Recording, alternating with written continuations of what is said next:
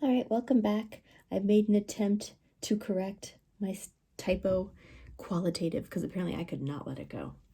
All right, so let's go ahead and learn some new terms for this chapter. So where accounting is going to really play the biggest part in the steps for decision making, you probably already guessed it, is step 3, right? We need accounting to come in and perform those detailed calculations, that differential analysis to help management make the decision. So we're really going to focus on this third step, preparing the data. So we want to make sure it's accurate. We want to make sure that we're just considering, so a good differential analysis will only considers only relevant items. Okay, so we're only going to be considering relevant revenues, and relevant costs. Okay, so a good analysis is only going to consider relevant revenues and relevant costs. So now we need to know what is a relevant revenue and what is a relevant cost. So let's go ahead and define that up here. Relevant revenue. So revenue that differs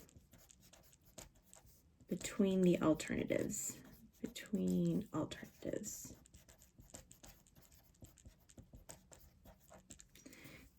Okay.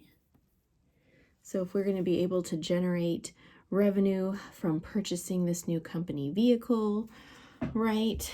I don't know if that's the best example, but if it's the same revenue, regardless if we are leasing a car or buying the car, we're still making the same amount of deliveries with it, we're still generating the same revenue, then it wouldn't really be relevant because it wouldn't be different between the alternatives, right?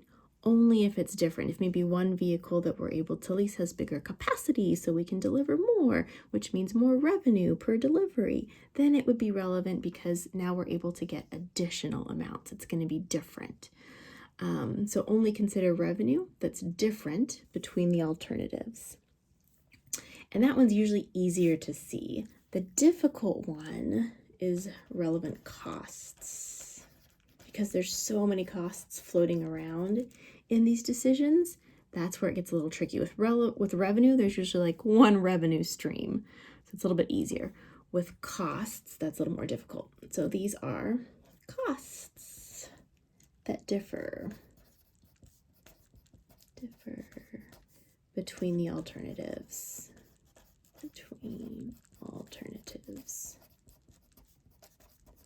Right?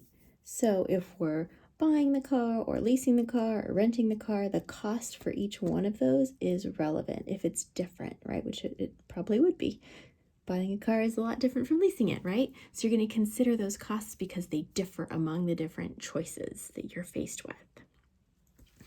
Alrighty. Further going into that classification of relevant costs, we have out of pocket costs. Okay, so these represent future amounts that the company will pay, right? So if we are renting the car and buying the car and we have to finance it, then we're going to have to pay some interest on that loan. So the out-of-pocket cost would be the principal payments, would be the interest payments, right? So we do want to consider those. They are relevant, as opposed to maybe just buying it with cash. If we bought it just with cash, we would have no financing charges. So that future amount is a relevant cost for financing charges. Sunk costs. Sunk costs, those are past amounts. Okay, so those are amounts that we've already paid for. So perhaps we have already paved a portion in our factory to park this new vehicle that we're going to buy. Okay, so we've already incurred that cost. It's not relevant because, so let me further expand on this. Sunk costs are never relevant.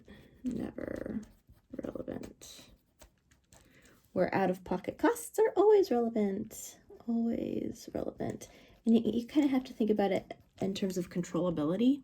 We can control these out-of-pocket costs. It's in the future. We can exert power and say, we're not going to enter into that decision, right? We're not going to do that.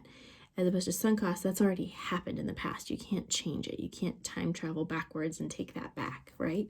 So we've already paid to have our portion paved to park our new vehicle, delivery vehicle that we're going to get, and that's done. We can't go back and like unpave it. It's done.